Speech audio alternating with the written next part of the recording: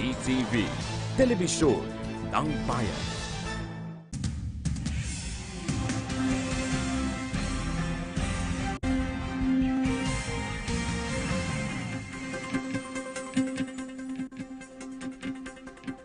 Magandang tanghali, nagbabalik ang BTV Newsbreak. Dadalhin ngayon ni PNP Chief Ronald Bato de la Rosa sa Malacanang ang mga tinaguriang mga police scalawags upang ipresenta kay Pangulong Rodrigo Duterte. May report si Kirby Cristobal. Kirby?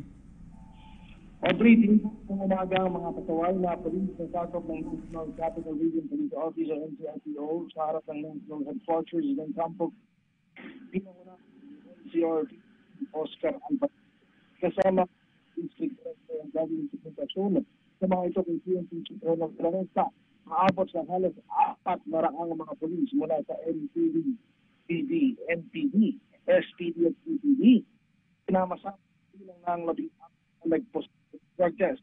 Nakatakda ang mga ito kay Pangulong Rodrigo Duterte kung saan babanggit ng Pangulo na paghilingin sila ang mga pasaway na polis ng pasiguro.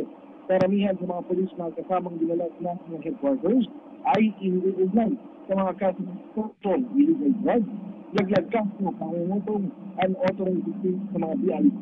Ang iba naman ay lalo ng absent o late na duty, mga nag-awot sa buwan. Palaisik ng trabaho. Okay, nagkakaroon lang po tayo ng konting problemang technical. Ang kabuuan po ng detalye ng balitang yan, maya-maya pong 1:00 ng hapon. Sa iba pang balita, magbibigay ang Department of Social Welfare and Development ng 5,000 pisong tulong pinansyal sa mga pamilyang apektado ng bagyong Yolanda.